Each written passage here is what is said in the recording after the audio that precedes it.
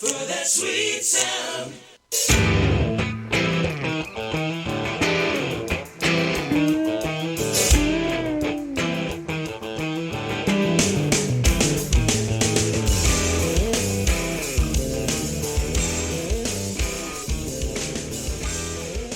And we are back for part 2.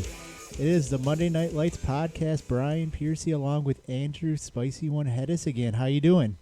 I'm doing pretty well. We're at part 2 Electric Boogaloo here, and about to rock out some more profiles. So let's dive right into it. Yeah, so we had about a 5-minute break, and we're back for more. Once again, as always, leave us a voicemail at 714-75-BOOP. Email the show at podcast@mnlhl.com.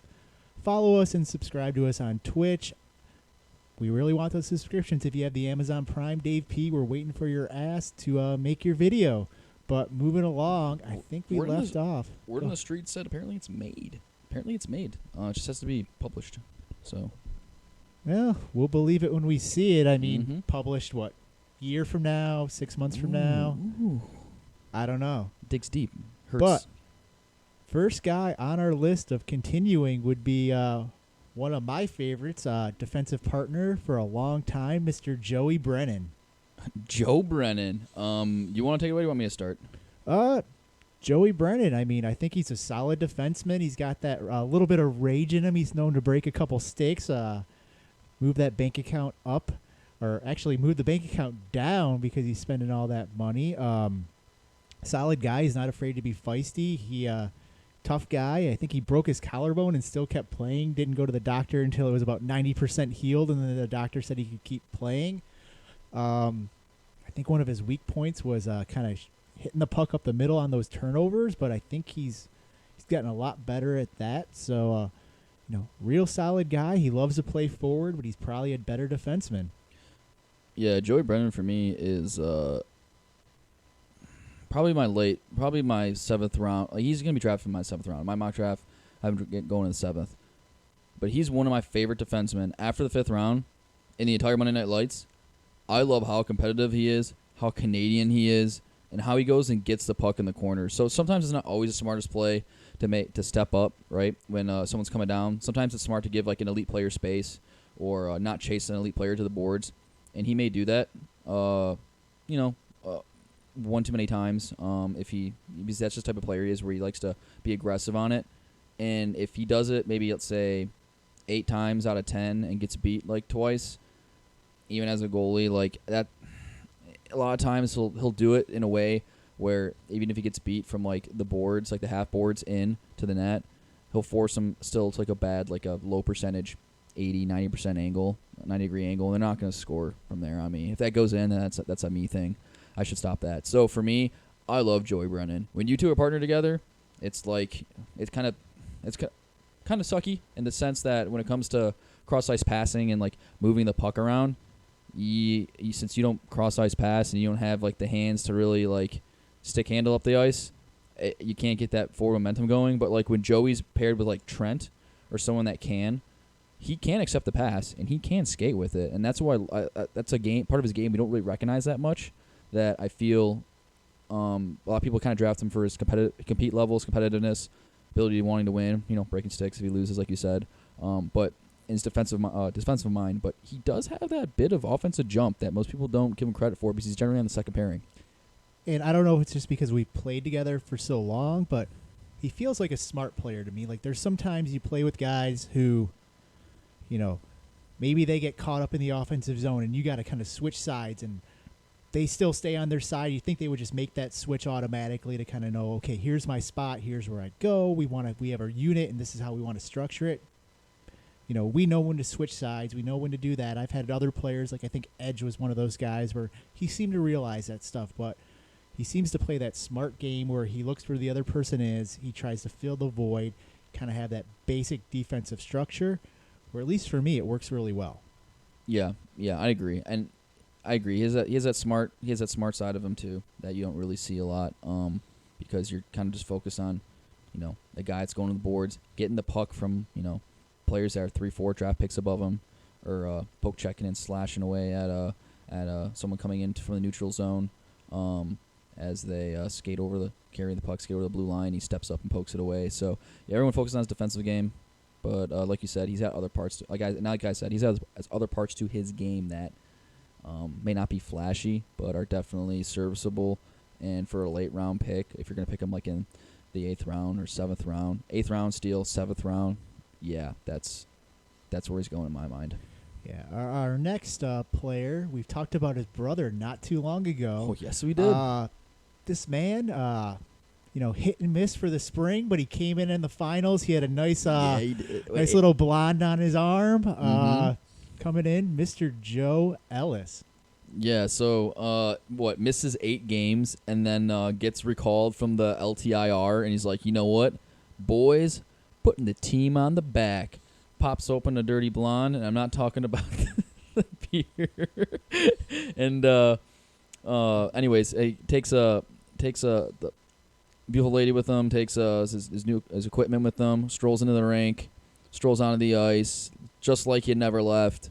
I got like 3 or 4 shots that game, created some chances, ends up in the 3rd period about 5 minutes ago, ripping one home from slightly above the right hash mark. So kind of, I think, handcuffed Cam there on one of his arms. I didn't see all of it, but he carried our team to the championship right there in that 5 minutes. Got us that 3rd goal we needed to beat the France. So,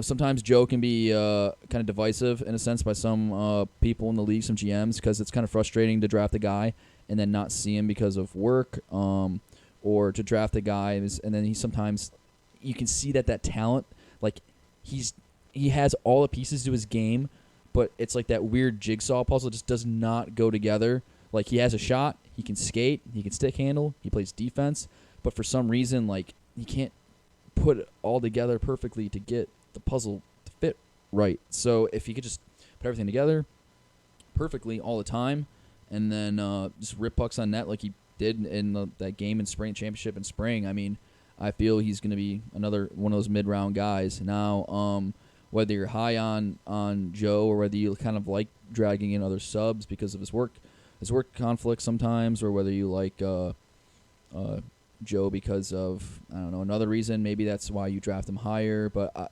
I mainly see Joe going to mid-rounds as a solid overall player that has potential, but just needs to take that extra step to unlock it. Yeah, Joe, I think we all know he's got a shot. He can rip the puck. He's pretty fiery. Feels like every time I play against him, he wants to start a fight with someone on the other team. Yeah. So, firing, he's not quite the house level of, never actually anything occurs from it. But, that can be annoying, but I think that's a good annoying if he's on your team. One negative I would say is sometimes I've seen when I played with him on the Whalers is he does have that fire. He does want to win. We all want to do, but he can bring the locker room down a little bit where, I get it. I want to win, but at the same time, I want to have fun as well. So, slight negative there, but also that's a plus in the competitive, you want to win kind of side of things. Okay. Yeah. So then positives, almost positives, does everything pretty well, brings babes to the arena, scores Genos when it matters. Negatives, misses games sometimes. I mean, the babes thing, good for him, but that's not a positive towards me. He's not. That's another ladies. Fan in the stands. Come on, Pearcy, bringing Monday Night Lights down. We're all about the fan contribution here. You want to bring your lady, you want to bring your fiance, you want to bring the kids, the dog, the babysitter, the fifth.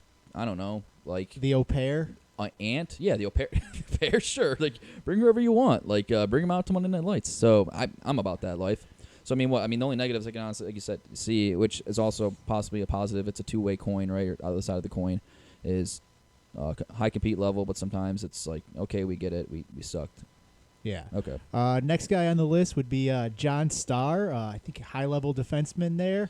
Doesn't score a lot, but he sets a lot of people up. Apparently, he likes to throw up on the bench, which I guess would be a negative from the smell. Yeah. So if he's apparently he's one of Turnbull's friends and buddies, known since a kid, and his big thing is whenever he skates out, every single game he will throw up, even if it's like a dry heave. Like, he'll just throw up. I played with him on the Americans when we won the keg 2 years back when I was in the league, and he Did exactly that. He didn't actually that year. He scored more goals and more points, I think, than he did this prior season with the North Stars.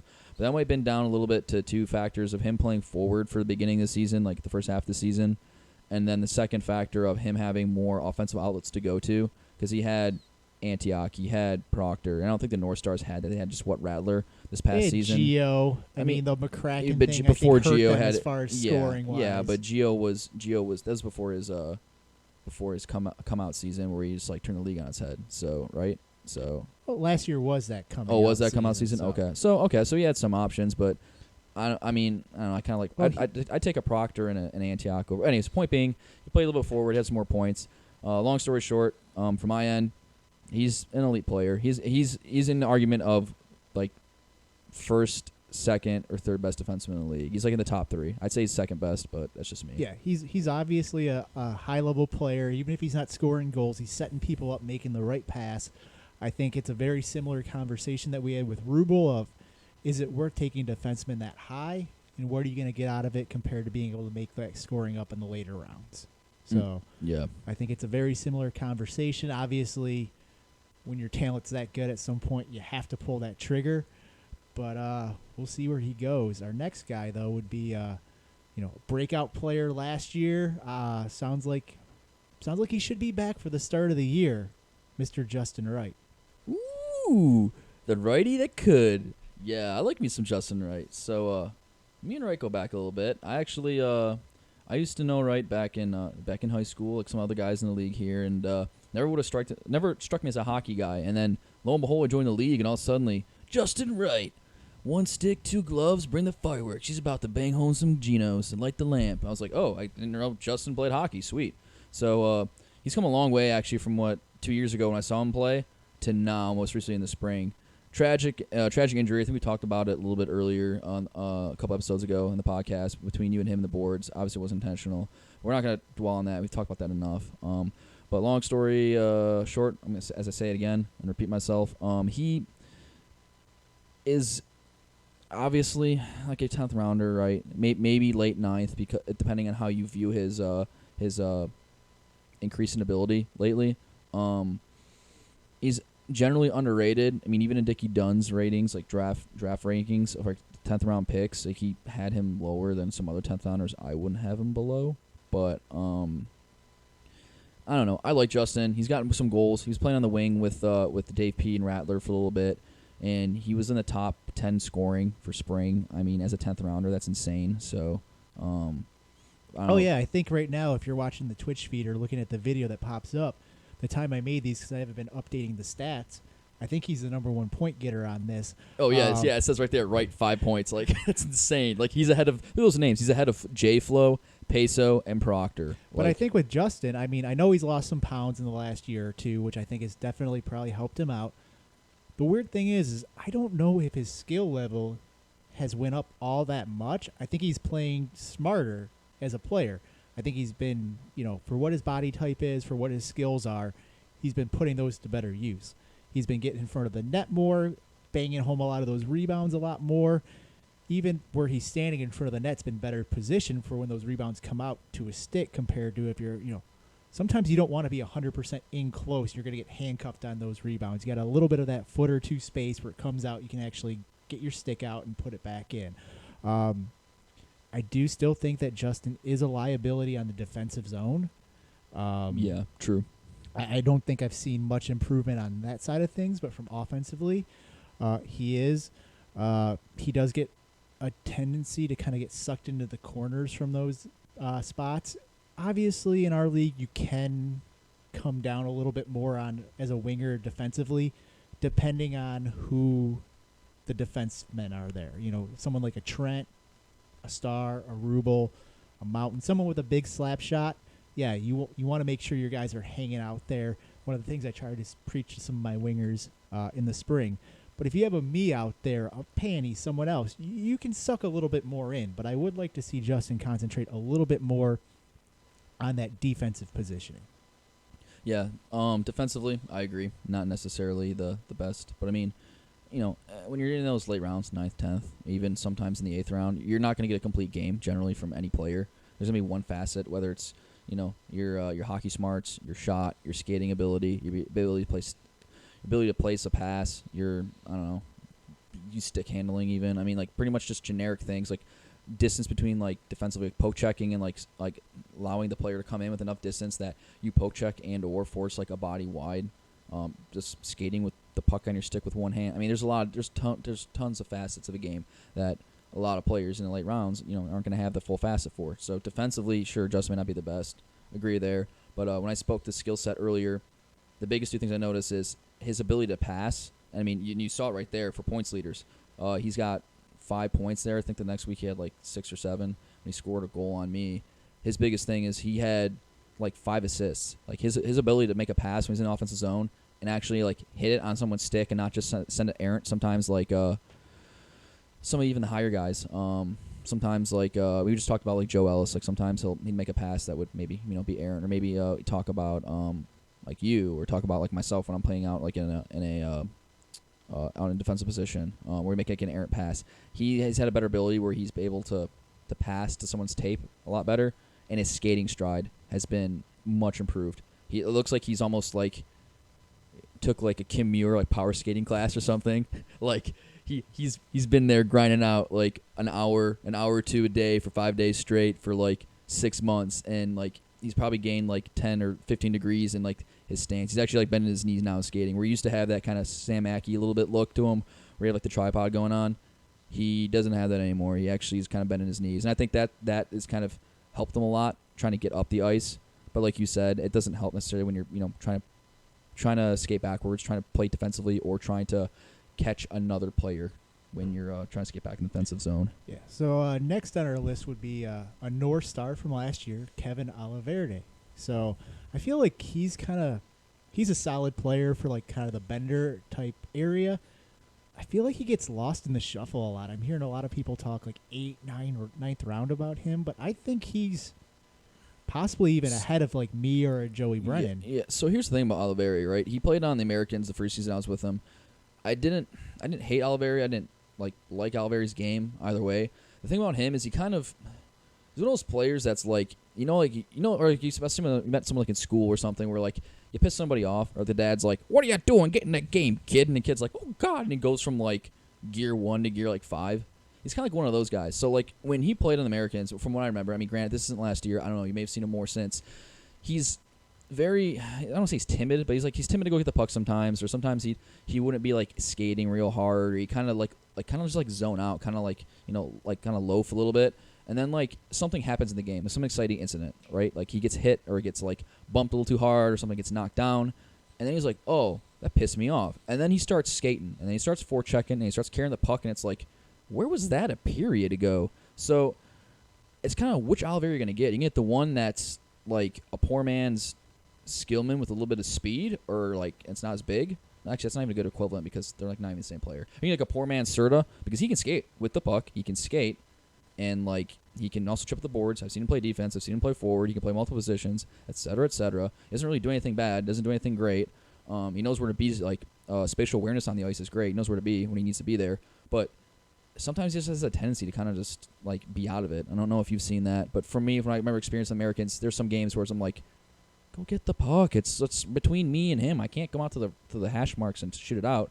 And to me, that makes him lower end of a draft as opposed to like drafting him like in the 6th round. No, that's gonna push him, like you said, farther down to like your 7, your 8ths, maybe. I don't want to say 9th, like 7, 8ths. So yeah, it's tough. I mean, sometimes he can be one of those players where I think we've talked about in some of our other casts where you don't notice him sometimes. So, and then I probably only notice him where it's like, oh, he made one of those hustle plays or that. And like you said, you do see that skill of like, oh, solid skater. Seems like he knows where to go with the puck. He's not horrible with anything, but if he does have that, I don't know if it's an effort type of thing or whatever, that I can see where that can throw someone down. But moving on, next guy's going to be on our list would be Mr. Marvin Booker. Now, Marvin's kind of one of those weird cases as well because you look at him, he's got those sweet, back strides going backwards, moving those feet, crossing them over. Yup. Solid effort. But then there's other times where he kind of, he makes little weird plays here or there, effort where I feel like he should be better than probably what he actually is. Yeah, so Chocolate Thunder to me, he's got a complete game, right? I mean, he's played college hockey before. He's played D2 level, so I mean, he knows how to play the game, and you can see it. Like, he may not have like the most elite shot. I mean, everyone gets older, or the most elite step anymore, but he still has enough speed, enough shot, enough sticking, and he has enough complete game that in Monday Night Lights, you'd think he'd be a higher draft pick than what he is. It's just sometimes defensively, he plays too cute almost, like you just said. He kind of plays too cute, where he'll get the puck, and instead of making like the easy pass, maybe to like the bender that's, I don't know, breaking through the middle, and just letting the bender like chip the puck in and skate after it, or like dumping it in for the bender, he'll be like, well, I'll make one more move, or I'll make like an outlet pass to the first round Proctor that's streaking across the ice that's covered by two people. And I feel like if you just kind of cut that out, or maybe, and then additionally also, sometimes he'll chip, like he'll pinch in sometimes too much, just trying to make something happen, and he gets beat the other way. If you can just cut out like some like the cuteness, I feel like he'd be just a better player. But sometimes, like you said, or like a little bit earlier, there's just something about it where he can get beat sometimes, or he makes like too nice of a play, and it's like. At the same time, I think he's grouped into a lot of those other defensemen we've talked about. Yeah. Where he's probably like, you want him as your number 2 type of guy. Yeah, like a 1B, like a second defenseman on your team, yeah. You don't want him as your best defenseman just because you don't know. I mean, if he ever gets rid of that, if he ever gets rid of like the too cuteness of his game, he'd be a first-round guy, right? He'd be like your first-round. Excuse me. He'd be like your first defenseman, right, on your team. He could be a first if you really needed him, though. Like, that's similar to kind of the theory that we were talking about before. If you get like a Turnbull and someone else, like those two guys, and then kind of like middle, like more of like that 7th, 8th rounder, two of those guys, like you're gonna be solid still. Yeah. And I think we agree he's got the skill and the athletic ability where he could, if he has a good year going, he could be an outright 1. Yeah, you're correct. He could be an outright 1. If he has a good year, it's just kind of you cut out the, like I said, cut out the too cute, cut out some of the mistakes, the cuteness of it, and then it's not like he doesn't put up points. That's the biggest thing, actually. Keep focusing on the cuteness. I don't know why I keep saying that word. Anyways, if he puts up points, like it's not like he doesn't get points for his team offensively. He's generating assists. He puts shots on net, people tip. It's just kind of what your team needs, right? What your team needs. If he gets partnered with Turnbull, like you just mentioned, great pick, honestly. Depending where you pick him at. You don't want to pick him too early, but if you can get like both those two guys together as 1A, 1B, yeah, that's a great pairing. Yeah, like you have speed, a little bit of speed, you have a little bit of offensiveness. Turnbull's more stay at home, but he can contribute. Like that'd be a great pairing. But like you throw like Chocolate Thunder with, I don't know, like Suokis, I'm not feeling it. I'm not feeling it at all. Or like him with like Panny. You're asking, that's a big ask for him. Like he has to cover down on like Panny, and then he can't. Then when he actually like I said, when he actually pinches in, keep the puck in, or he has to make a play, he can't go D to D. I feel like he just needs someone to play with, and then it'll like unlock his skill and like kind of push it more exponentially higher than what he is. I could see an Adam and him being a good pairing together, but Panny and him, I think he's good enough where he could take like kind of that bender defenseman and handle it. But you just need your other line has to be very solid as well for your defensive pairings. He's not. So I guess effectually positive, negatives.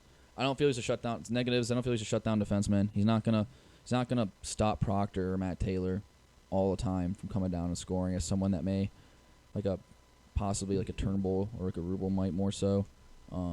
He's got a little offense to his game. But the big thing is, his positives. He'll give you that balance. Is you always got to take, like, are you going to take the solid or the shutdown guy, or are you going to take the guy who gives you a little of both worlds? So yeah. It's kind of that choice you have to make, and it could be, I guess going outside of there, we're talking about like the Seals. They're saying they're taking a Chris Taylor, a Ben, and then a Shawnee. I actually don't see them lighting up a ton of, like, Ben hasn't scored a lot in his history. Chris Taylor, fast guy, motor like crazy, but he still hasn't, like, when he's played forward, he hasn't put up goal after goal. And Shawnee's super streaky there. Like, maybe you need to take someone like a Marvin to try to help get some points out of your defenseman. Out of your defense. Isn't that formula what they did like 2 years ago or last year? I feel like every year Marvin's a Seal. I thought he was a Duck and he was a Nordique. or maybe he might have been part of a Did trade. he get trade? though. Yeah, he was. I know he was on the Seals at one point. The season I played, he was on the Seals. So I don't know. To me, I'm like, oh, I remember people from 2 years ago. 'Cause I'm always out of the loop. Speaking of the Seals, a former Seal from last year, Mr. Mike Shepard. Now, Shep, I feel like he's kind of also the guy who's got a little bit lost in the shuffle in this last year. I mean, last year, if you look at it, he was playing defenseman. He's probably a better forward when it comes down to it. I believe he was drafted as a forward, but because of that draft, he actually had to go back. He was playing with Whoop, so he was carrying Whoop all year. Oh, good luck. So I think he's more of a natural forward. If you put him at forward, then I feel like there's going to be more get out of him. He's probably in that 6th, 7th round, but I feel like in boards, I've been seeing him fall. I feel like he's underrated. I feel like someone could get him as a steal. He can play both, but I'd prefer to see him play at wing. Correct. Yeah, he can play defense. He can play wing, like you mentioned. Thing about him is he's older than he's older. He plays younger than he looks. Actually, that's what I should say. He plays younger than he looks. So he looks. He reminds me of what's that one meme? Like, you know, the old meme guy where he smiles. He's like the smile. He has the kind of same, like, he has like the gray kind of beard and kind of like a hard nosed like guy, goes and can dig the puck out or can skate with it. But like you said, if you draft him too high, like the Seals did last year, you're in for trouble because I mean you gotta draft goal scoring talent. You gotta draft top pairing defensemen first. The guys that are kind of flexible in the late rounds, like he is, he's one of those 4 guys. Excuse me, I think there's like either a first or. The first. He's one of those guys that could either be first a defenseman or second a forward, or vice versa. First a forward, second a defenseman. It's good to have in those late rounds, but at the same time, you don't want to draft him for something he can't do. So like, if you're expecting him to be like the third winger, the second winger on your first line and contribute, I don't think he's going to do that. Yeah. I don't think if you expect him to be like the second defenseman on like your first D pairing, your shutdown D pairing, I don't think he's going to do that. But if you draft him in the role that you want for your team and your makeup of your team, like any player in this league, obviously, but if you draft him in the correct role on your team and he can play forward or defense, he's another one of those guys that can be put out in special team situations, that can be put out in situations in which maybe you have a sub and oh crap, I need a defenseman, so this is the best D I can get for this sub round. Hey, can you play forward this game, Sheps? Sheps can do that. Yeah, last year he just kind of got a bad break. He was, like I said, he was drafted as a wing, but I think Whoop drafted me, Joey, him, and Jim Ellis to be the defenseman. Like, wow, that is the biggest oof I've ever heard in my life. Yeah, so we had to put Shep there. I think Shep also, I think he needs his confidence a little bit higher as well. Like, there was a lot of times on like overtime where he would try to get other people out there when it's like I thought he was our top skilled defenseman. Might not be the position he's best at, but he was still our number one guy, and you want your number one guy out there in an overtime. Yeah, I agree with that. So, I mean, if I had to give him a Chell score, I'd say his Chell score is probably in the 70s. He has maybe a couple skills there in the 60s, maybe like a couple skills there in the 80s, but mainly most of his skills are in the 70s. Yeah. Next guy on our list would be another guy who's been known to play both forward and defenseman, Nick Myers. He's not a defenseman. I said known to play. Yeah, known to is wrong. After the spring and like I after said known playing, to play, not as both. and worms, he's a forward. So Nick is another one of those guys that cleaned up some of the stuff in his peripherals and outside of Monday Night Lights, and has elevated his game within Monday Night Lights because of it. So the spring season was a real eye opener for some people. I feel some people are feeling that he's one of those players that the stock is up on, vice someone that's like a McCracken where the stock could be down. Nick has got the ability to carry the puck. He can shoot the puck, which is great, and he also has a willingness to go into the corners and dig out a puck, which not every forward does. Some people are prima donnas. Some people like to just float towards the top of the zone or top of the circles and wait for that chance. When he's playing center, he'll dig the puck out in the corners, for better or worse sometimes. When he's playing wing, he sets up the center. He'll throw the puck back to the point. He's another one of those guys that may not be exactly a complete player at both ends of the ice, but offensively, he doesn't do anything poorly, and defensively, he does just enough to be a good enough defensive forward that he can cover down at the point, and you're not going to be like, who's at the left point? Oh, Myers is there. That's fine. Now, if you draft him at D, I personally feel like he's terrible at D.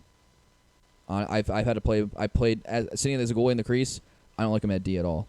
But as a forward, for me, his stock's up. I'd draft him late 7th and be happy with it. To me, he's a perfect high-level bender wing. I think when we talked about it before, he was my stock-up player. I feel like he's had in the past where, he's getting it, he lost it, he's got it. I thought he had a really solid spring.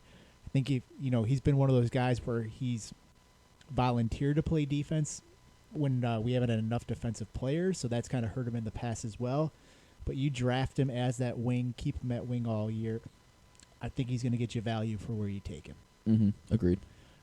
Next guy on the list, I know is one of the fan favorites within the league. Oh boy, who is it? Ben. Oh, you got me hyped up. You slow rolled that one in there. Hey. Who did you think I was going I for had there? no idea. There's so many fan favorites in this league, Pearcy. Like half the league's a fan favorite. Oh, but he's up. He's a slack favorite. That's what you should have said. Slack favorite and news aficionado, Mr. Dickie Dunn himself. Ben. Yeah, so I'll start out with Ben. That's the intro you should have gave him. Ben, his first year, he came in, he was ablazing. He was scoring a bunch of goals. I think according to Busta, he scored 10 goals in the first 9 games. Wrong. I'm just joking. I have no idea. I gave that's according to Busta's stats, so I don't know how accurate they are. Well, that one game he played in when they had poopy pants, and he also played in that game had like 15 goals or something, and it was insane. It was like 9-5 or 6.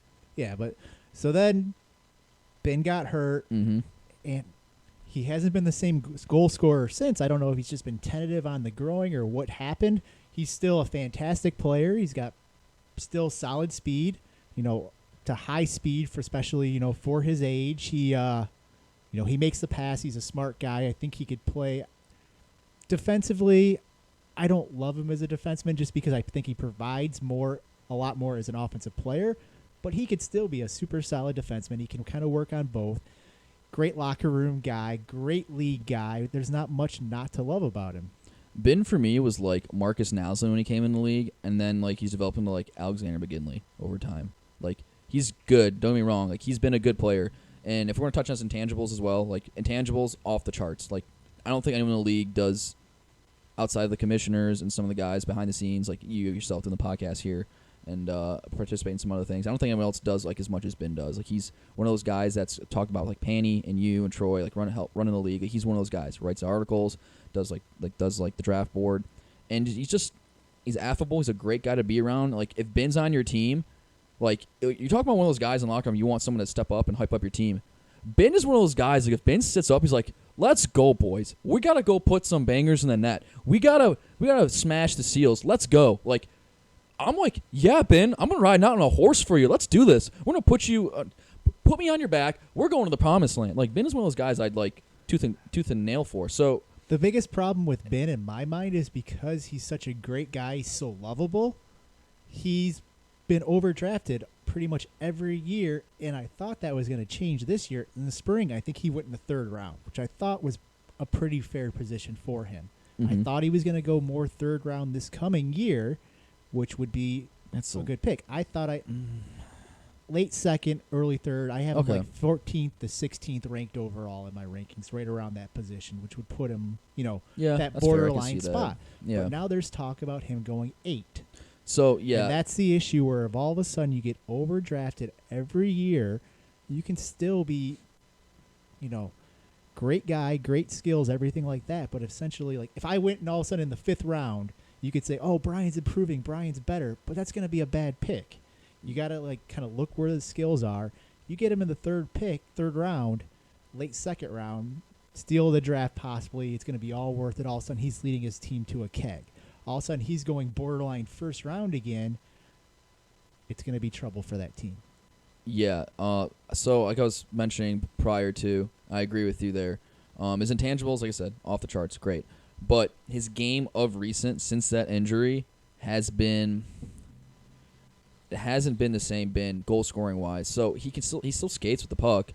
His skill set is still elite for this league. He's still one of those guys you're like, I'm going to draft this guy in the top 25 players no matter what. But does that mean he's a first-round pick anymore like he was when he came in the league? Frankly, no. He's lost that touch. I don't like when Ben comes down on me and I'm a goalie, if the defenseman does his job, even if he doesn't do his job, if it's just one-on-one with me and Ben, I feel I'm going to stop that puck majority of the time, most of the time. Now, if you grit Ben a little bit later in the second, I feel it's not bad. You get him earlier in the second, depending on the team makeup, it's not bad, but the way the Seals are going about it, they know Shawnee's streaky, right? They know they're going to draft Chris Taylor, which is going to be a defenseman or a forward when they need him. So he's not always going to be there as a forward. They don't have that dynamic player that's going to just score goals. They don't have that, Brandon Shanahan, or they don't have the Ryan Getzlaff. We're going to draft this guy to score goals. Yeah, they don't have the Busta. No, right? They don't have someone that's just that dynamic kind of sniper on the wing, the Brett Hall, that's just going to get some goals, like a Peso, right? Peso would be great. Exactly. Actually, in my first mock draft I looked at I actually had them taking Peso to give them that combination there, because that's the thing with those three guys. They don't have the pure guy that's going to put it consistently in the net. They have got, obviously those guys can score goals throughout, but you're going to have those streaks where you're going to light up one game and score a bunch of goals, and you're going to have a couple game streak where you're putting nothing in the net, and it's going to be like last year's Seals. Shawnee, he's a north-south guy, power guy. When he's coming at you one-on-one, it's scary as all can be. Mm-hmm. But after that, there's times where in crowded nets and crowded areas, he's not as effective. But when we get to him, we can go deeper into that. Exactly. But it's kind of just that philosophy is I'm afraid that he's going to be a GM's going to put him in a bad situation again, and he's going to the curse of Ben. It's not the curse of Ben. It's another tangent we didn't talk about. The curse of Ben, right? The curse of Ben. It's not the curse of Ben. It's the curse of the GMs falling in love with certain aspects of him and overdrafting. Yeah, true. Well, then let me bring this up to you. So, like Troy said the other day, I mean, how far is Ben going to actually fall if the Seals don't draft Ben? Like, if Ben falls to Troy, is Troy going to take Ben? I would say Troy takes Ben. Vice. Who else was going to? I would take a Cunningham over Ben, personally. See, I wouldn't. I'm not high on Cunningham anymore. That's beside the point. Okay, so long story short, Ben's an elite player. If he gets back his goal scoring touch, he's arguably first round talent. Like, if he doesn't have his goal scoring touch, it depends on what team he's on and what makeup the team is on. I mean, I wouldn't hate a Ben pick, like in that early second, mid second, if it's a different team besides the Seals that's taking him. Like, I mean, the Whalers are a bad example because they have 2 first round picks. Give me another team. I don't know. Like the Tigers, right? The Tigers have Matt Taylor, right? Yeah, if you and have then they get Ben, then the Taylor, then they pick up Ben. The North that's great. They get Pete. If you get Pete and Ben together, realistically, there's probably 4. I don't even know if I call Serta a pure goal scorer. I mean, for this league, I would. He scores more goals than Ben with a pure goal scorer. I don't consider Shawnee a pure goal scorer. He can score in bunches, but I don't consider him a pure goal scorer. Yeah, Shawnee's more of a two-way player to me, kind of as well. Especially against some of the more elite goalies in the league, like he just doesn't score as much as you'd expect. So for Ben, like you're saying, so if you pair Ben with another player that I don't know can be elite sometimes, like again Matt Taylor, the Tigers draft Matt Taylor, and then you throw Ben in that mix-up, that's the spiciest. Your first line could literally be Matt Taylor, Ben, and Skillman, or like Proctor, Ben, and Skillman, depending which 2 fall to you, or like the Ducks get Sugar and Ben. Like that sort of like makeup is where I feel Ben would just go off the roof and excel in that second round pick. But those teams we're talking about, they don't have that pick. The teams that do have it are like the North Stars, which would have Pete, and Pete and Ben. That could be kind of nice depending if Ben turns it up. But again, I feel like that's the same kind of makeup as the Seals. I feel like those 2 teams would benefit from having Ben. So, like you said, as long as the GM doesn't set Ben up for failure and draft him too soon, he'll lead your team. He possibly lead your team to a Stanley Cup keg and can break the Ben curse. But if your GM does draft Ben too soon, then you're looking at sour apples again, and that's not what you want. Speaking of goal scorers, next on our list would be Paul Antioch. Whew. So there was a time, I'm going to get razz for this, all right? I'm going to get hardcore razz from the fans at home, from you, probably from everybody else. There was a time where I was not high on my good sir Antioch. So, I mean, I've been on his team for two different times now. One time here in spring, one time in the Americans in the fall. And Antioch, sometimes in the Americans, about 2 years ago when he first got in the league, I was just kind of like sometimes, why are you floating so much? What are you doing? Why are you shooting these pucks from outside the top of the circle? You're never going to score. And then for some reason, like, I don't know, I left and I came back, and now, like, he's kind of doing the same thing with his game, but he's kind of more tactical with where he shoots the puck, and it's all come together. Like, he no longer shoots from, like, 70%, 70-degree angles, or like 70% not scoring chances outside, like zone 2, zone 3, top of the blue line kind of zone 3 area where you only get like 8% shooting percentage on average against goalies. He's like taking shots from like the top of the slot. He's taking shots from that zone 1, that high danger chance area, and he's scoring goals. Like, that's exactly what you expected the potential of Antioch to be. And he's changed as a player, and I don't know what's changed about it. Maybe it was just who he's playing with in spring. But I'm loving it. He's another player that I view kind of as a stock up, and where he's going for the Americans and the round he's going in is good. Last pick of the second round, that's a steal. I think he would go quite 4 picks or so higher, probably mid-second round, if not. Guy's got a great shot. Mm-hmm. Puts goals in. We've talked about this all year. You need players who can score on your team to win in this league. Well, and another factor, too, is he silently goes about it, is he passes really well, too. He passes really well. He's faster than you think. I mean, you look at him, he's got a little bit of a gut, and you think, oh, he's probably not the fastest guy. But when he's moving and he gets going, he's a fast guy. He's quick. He's fast out on the puck. I've never actually played with him, so it's hard for me to judge his endurance or not because I don't constantly watch him all the time. But he's a dangerous guy. He's a liability, I guess, on the defensive zone because, like you said, he likes to pick a little bit, go out for those breakout zones. But in a league like ours, that probably helps you more than it hurts you. So it can be a wise decision. Yeah. And another thing, too, is even though he does do that defensively, depending on the game, the type of game situation, too, like championship level, playoff game, he can turn it on and off, right? He can be like, you know what, I'm gonna stay a little bit higher. I'm gonna play like more of like a 2-2-1, and then get the puck chipped out to me, get that outlet pass, or he can jump down low and be that 1-3-1 or that 2-1-2, and just kind of set at the point. So he has options, and I know that in the championship against the Frontenacs, he played more defense than he sometimes normally does per se. So he's more responsible because it was like I don't know, maybe it's more a bigger game. But yeah, he has a skill set. He has a shot. He scores goals. There's nothing else you can say about him. It's a great pick.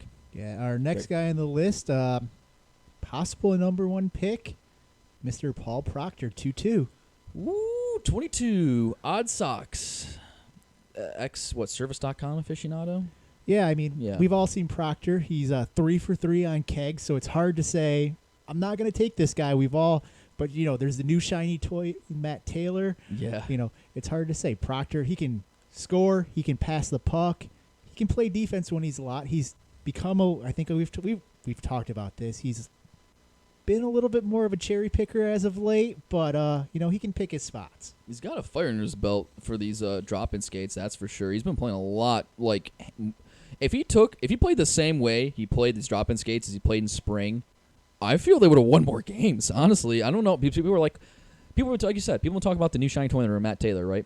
So if I compare it to an analogy, Toy Story, he's Woody, and Matt Taylor is Buzz. And everyone's like, ooh, we got to go get the Buzz. And Woody's like, I ain't got no time for that. And then, like, starts the venture and starts trying to assert his authority again. And I love it. Honestly, Proctor's been this past couple skates from the drop-in skates, been playing better than I've ever seen him. Now, granted, that also might be because like the skill level is a little bit higher the skates, so he's got, he could pass to somebody else that can also stick handle and pass back to him, and he has outlets to go to, and he has different avenues and creativity he can use with him and different tools, as opposed to playing in Monday Night Lights where sometimes you'll have him and then you'll have a dead spot in the wing. Like, oh, here's Charles Mackey. So it's the speed difference is so great. So it'll be interesting to see if the Americans draft what they know, because they have won a keg with Mr. Proctor before.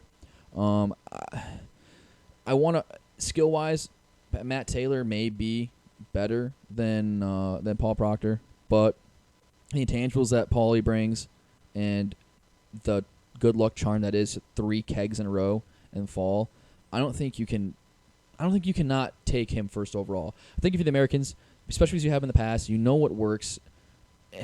I think you have to take Paul Proctor number 1. And his skill set demands that in the league where he goes either 1 or 2.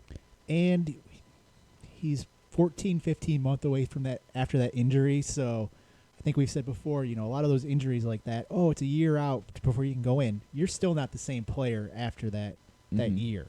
So I expect him to be better this year than I expected him to be last year. It's a tough – I don't know who I would take at that number 1 pick. It's a tough one. I don't think you could lose. I think in a lot of ways it's perfect for the Tigers to take whoever's left over and go from there and work on that great start. Exactly. Another one, first rounder. Pistol Pete is next on the list. This is an interesting one. I think when Pistol wants to, I don't want to say wants to, but if he was a younger guy, he'd probably be the top guy in the league, skill-wise. There's been times even last year where you see him just dominate a game. So skill-wise, he's right up there with anybody. He rubs some people the wrong way in the locker room. He's a little preachy at times. Personally, it doesn't bother me. Most of the time, the stuff that he said to me, I actually think is him coaching me, helpful hints, a lot of things. So all of that, I actually take in stride, and I think he's helped make me actually better when he's subbed for the Worms and giving me advice. Other people, I think they take that the wrong way. Yeah, exactly. So I think Pete is intangibles, like you said, kind of rub people the wrong way sometimes, depending on who you are.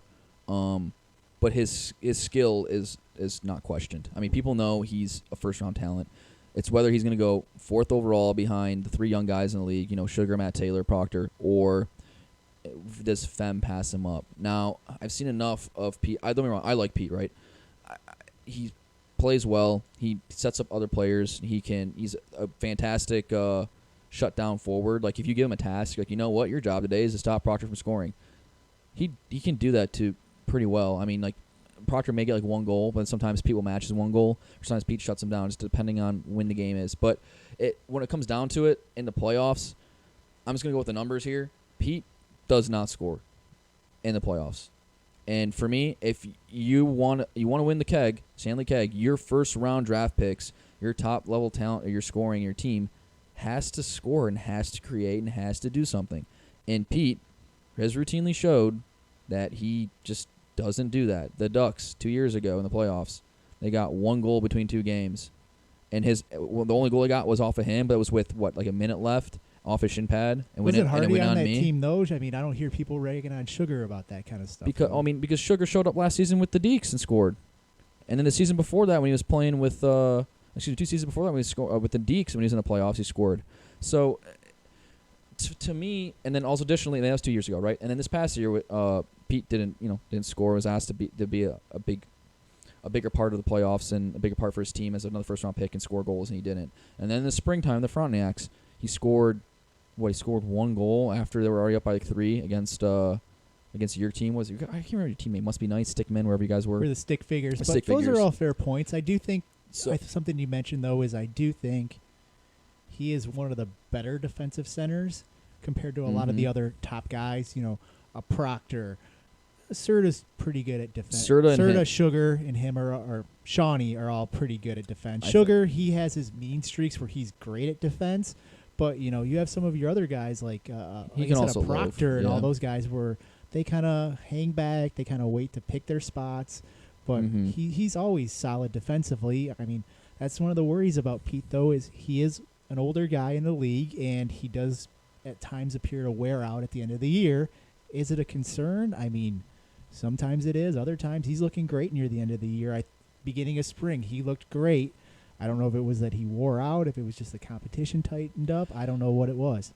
I don't know. For me, I'm just going with the numbers. I haven't seen him score in the playoffs until Pete turns out in the playoffs and gets a couple goals.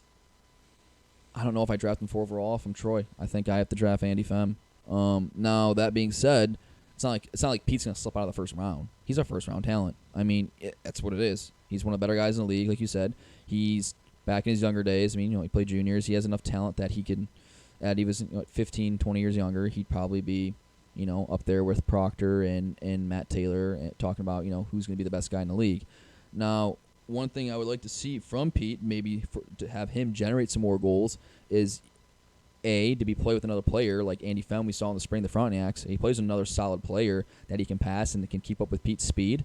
they can create that dynamic duo, and they can create a lot of chances and score, kind of like the Ducks and Sugar did in the regular season 2 years ago. I would like to see, if he doesn't play with another player, maybe him to add something new to his game, like move-wise, because a lot of times he gets the puck, and I feel like a couple people outside of myself, a couple GMs I've talked to as well, on the Andre Wheat side, he does cut to the outside a lot and does the cut outside and cut in sort of thing, or he'll take it to the corner, and then he'll skate behind the net a bunch and not be dangerous, as opposed to just like trying to walk a defenseman and just drive the net.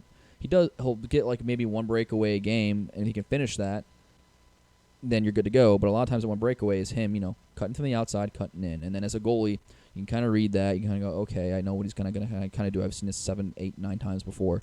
So maybe he adds another tool to the toolbox in his game when it comes to like actually, like deking people or putting the stick handles out there.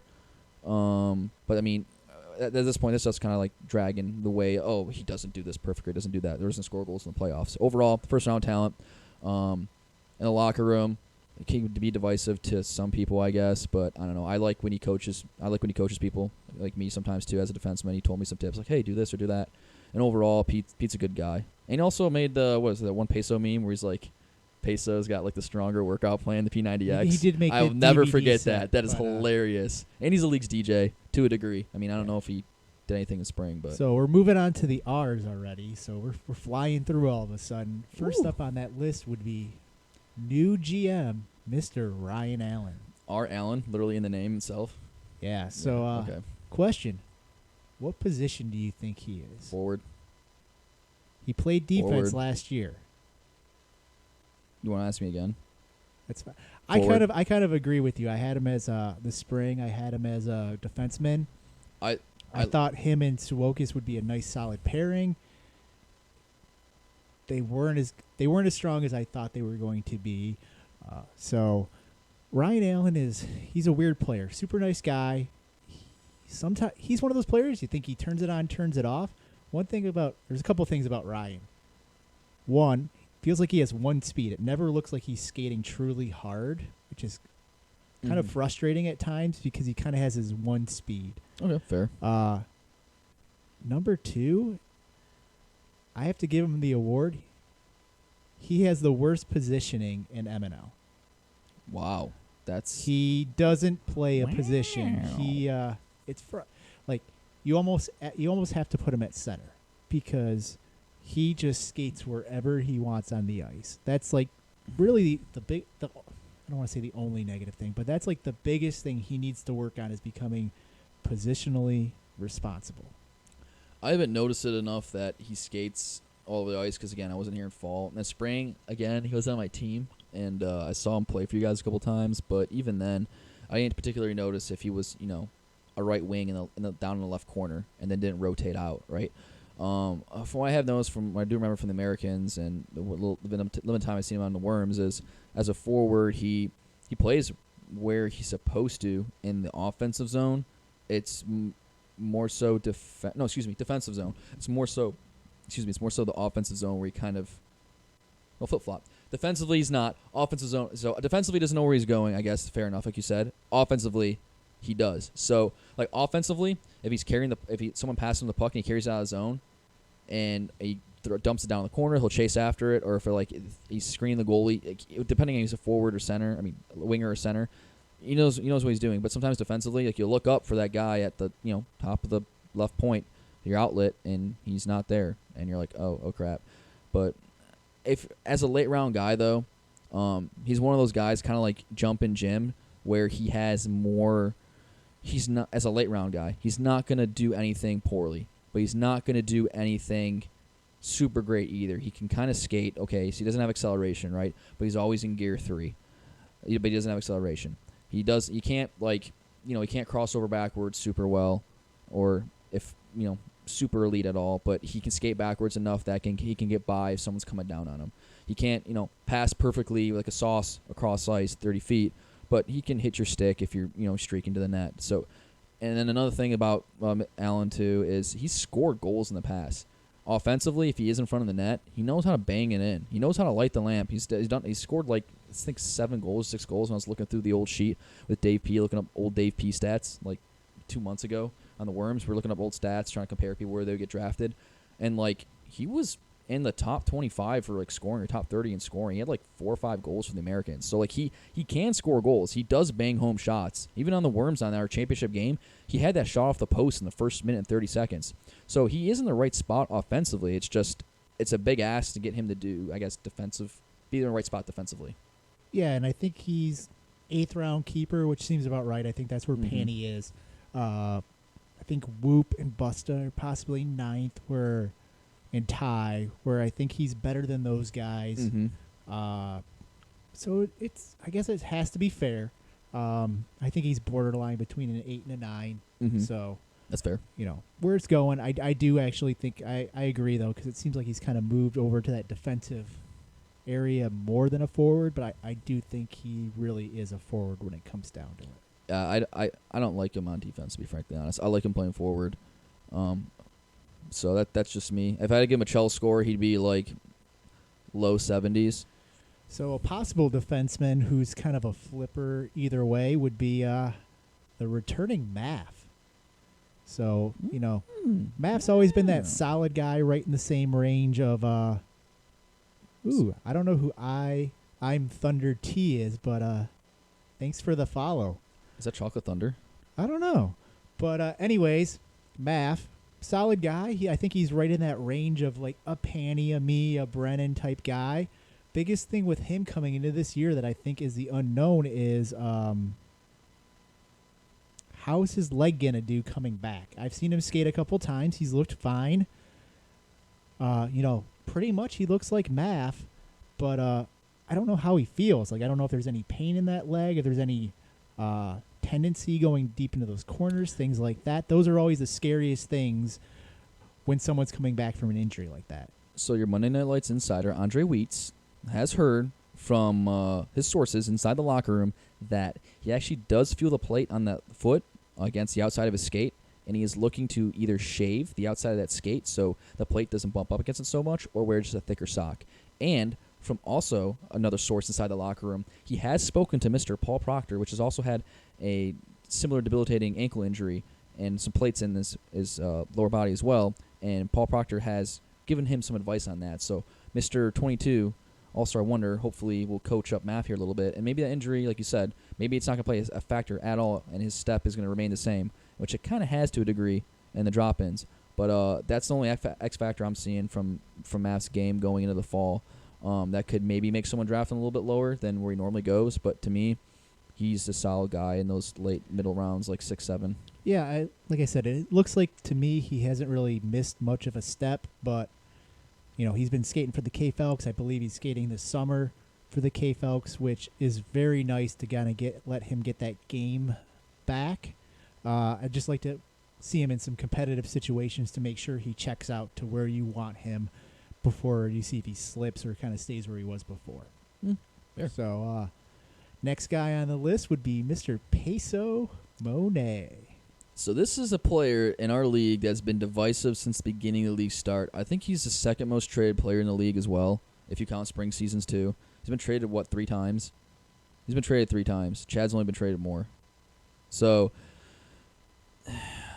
especially this past year, more than the years prior, I feel like he's probably not going to be traded if he keeps his game up. So the big thing about Peso, from what I've noticed, is against really good talent, against elite talent, he doesn't shine. So if he's playing against all first rounders, outside this league, right, outside Monday Night Lights, let's say he's playing in a B league or something, he's obviously not gonna be Peso Monet. He's not gonna be money on the dot. He's not gonna score goals. But Monday Night Lights, different story, different player. And Monday Night Lights, his stock is up, and he's scoring goals, and he's proved it in spring that he can score goals, and he's added more dekes and more stick handles and more right joystick than I've ever seen anyone add in 1 year time. So the important thing to me is I feel like Peso has become a much better passer, a lot less selfish of a player in Monday Night Lights. I feel it's the opposite. I feel like he's been more selfish, but that's helped his game. Sometimes he'll get the puck and he'll ring around the net from behind the net, and instead of just throwing up to the point, he's like, oh, I'm going against a better defenseman. I can just cut and then one arm off and one arm on my stick, and then wrap around to the front and rip it from the slot. I've seen him do that a lot more. He still has that, which I think there's a time and a place for that, obviously. But I think if you look at him year one, he never passed the puck. He never wanted to pass the puck. Now, even on the Worms, he's like passing the puck, give and goes, looking a lot better there. If anything, I hate seeing him play against if it's like, say, the K-Falcons and there is a horrible team. That's where he smells blood and he turns into like the NBA prospect in middle school who's 6'8" playing against a bunch of 5'2" players, where he's just like, give me the ball, I'm dunking every time. I could care less about anybody else. This is Peso's time to shine. Just Zion's and like just flexes on people. Look, kids are crying. Parents are yelling. It's also a good thing. Get your kid off the ice. He scored too many goals. he looks for blood. He doesn't stop. I mean, you could be up 6-1 and he's trying to score 5 more goals. He doesn't care. He's like, oh, we've been gotten our butts kicked like this before. Too bad on them. Sportsmanship is not quite there. Oh, I love that though about Peso. That's one of the intangibles I love about Peso. And speaking of intangibles, I think that that's what's forced people to trade him in the past. But I think he's kind of like not diminutive, but he's been able to quell some of those intangibles about outside Monday Night Lights that people have thought of him. So I feel going forward, he's probably not going to be traded. And that between that and scoring more goals and just generating more offense and puck possession, he will be drafted higher. In my opinion, his stock is up. He's one of those guys that used to be drafted in the 3rd round. I think he's going to go in the 2nd round this year because he's just going to put the puck in the net. I fully agree with you. Like I've been saying for the last couple hours, I feel like the Seals should take him with that 8 or 10 or whatever it is pick. He scores goals. He's less of a liability. Like I said before, I felt like he was a never want to pass the puck. Yeah, there's those times where he doesn't still, but a lot of times it's like, oh, I see Panny in front of me, I'm going by him, or I see Pearcy in front of me, I'm going by him type thing, where it's a calculated move not to pass the puck. Correct. But if he has like an obvious like if he's got like a Shawnee or someone with him, they'll give and go back and forth. You mean Shawnee and they also play together in the Worms and they have that connection already? Yeah, it's exactly. like they've already played together or something. Throw Dave P in the 4th round and all of a sudden you got that. Yeah. What do you know? The Seals have the Worms on Monday. Pearcy, you don't even get it, man. We run the show. No, but I guess Whoop can tell me and you are wrong, and don't draft Peso and Dave P. We'll find out. But next on our list, Mr. Captain America, Sam Mackey. What? He's been an American the last 2 years. Oh, I didn't know that. I didn't know he was American last year. Sounds like he's going to be an American again. Yeah, maybe he just loves America. Goddamn America so much. Like, outside of being a cold stone patriot that he is, or stone cold, vice versa. Yeah, stone cold patriot he is. Crapping Budweisers on weekends and sharing cat memes and Simpson memes. Sam is what he is. You're not getting anything more. You're not getting anything less out of him. One day he'll score a goal. He's a great guy in the locker room. If you can sub for him, you can sub for him. I mean, Sam's got a spot, and he's a personality in the league. I mean, as you heard by his first voicemail from the podcast, that he's great. I mean, Sam participates in Slack. I mean, intangibles are all there. If you can just ever piece some of his game together, that'd be even better for his team. Yeah, we all know Sam's game. We know right now that he's going to be the last pick, but at the same time, he's a good player for Monday Night Lights. It's not all about skill. Part of the reason we put this league together is because we wanted to have a fun time, have a competitive league. Mm-hmm. Like you said, he participates in pretty much everything. Be on the lookout for the YouTube exclusive with his newest voicemails. We always appreciate those as well. But I think everybody likes having Sam in the league. So moving on, another one of my personal favorites, Mr. Wilkie. Wilkie, yeah. I haven't heard that name in a hot minute. So it was kind of a question mark whether he'd be playing this fall. He was kind of feeling, from my understanding, a little bit in the downs, like, hey, I don't know if this league's going to get a lot better, a lot faster, if I'd be a good fit for the league anymore. But like you just mentioned with Sam, this league's all about having a varying array of talent. We don't want just all, first, second, third, fourth, fifth round guys. This isn't trying to be B League light, C League light. This isn't trying to be, like MSC2 Electric Boogaloo. Like, we're trying to actually have a draft league where we can fit in someone that may be, newer in the league, as well as someone that's good in the league, and just have fun. Because at the end of the day, if you're not having fun in the league, you're not bringing in your friends, then why play? And so Wilkie's a guy you can draft in the late rounds of defenseman. Probably your last overall defenseman, maybe second to last overall defenseman in the league. But as a defenseman, he is a stay-at-home defenseman. He'll do his job. He'll do what's asked of him, and he doesn't throw the puck up the middle. He's always using the boards when he gets the puck out of the zone, which is great. And he's always got that compete level where he's always going to give 100% effort if he's trying to get the puck. Yeah. With Wilkie, like we said, we know he can play defense. He's not a bad defender. He's solid back there. You know what you're going to get out of him. A lot of times I think people have – I think the Seals did this last year where Todd was like, I'm going to take Jim Ellis. We're going to throw him at defense instead of taking someone like a Wilkie.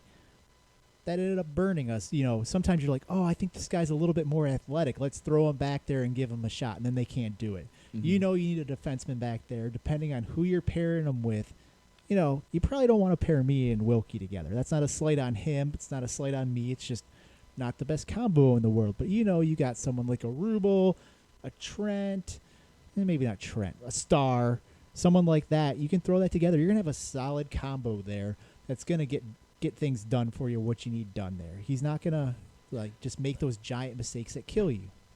Yeah, he's not going to make the giant mistakes that kill you. And he's also not going to, he's not going to, transcend some particular play and just like take the puck up the ice like McShannock might do or Trent and go score a goal. But he's gonna do what's asked of him, and if he's playing against the second pairing grind line, he can shut them down. Now you just gotta pick your spots on where you play Wilkie, right? You don't want to put Wilkie, like you just said, with yourself up against like Matt Taylor and friends, like in the first line. Like that's just a recipe for disaster. So a GM does have to be smart about how their lineup's going to be. If a GM's not smart, like any other lineup or draft pick in the league, you're going to get punished. So just be smart where you draft players. Wilkie's a player that can be used effectively if drafted effectively, and additionally, his intangibles outside the actual game itself, but part of Monday Night Light is great. He's a teacher, right? Ben's always gassing him up. He's a close buddy with Ben, and he always has funny little stories about things that happen at his school or things that happen outside of Monday Night Lights that everyone always listens into either on the Bat Poo Party Deck or on Slack. So Wilkie, I'm glad he's in the league, and I'm glad he's able to have a chance to play with us still, and he's not going to leave. So that's the biggest thing. Yeah, I think we're all happy to have Wilkie back. So I think that's the most important thing. But looks like we're another hour through, so I think we're going to call it a wrap here. We'll see what happens, and if we keep going, or if not, we'll have another 10 players, 15 players left, something like that. So I think we've ran through a good amount so far. Yeah, we knocked out a handful. I'd say we got a couple doubles, maybe hit for the cycle. Don't forget email, phone number, voicemail, subscribe, all that good stuff. So until next time, I think we are out.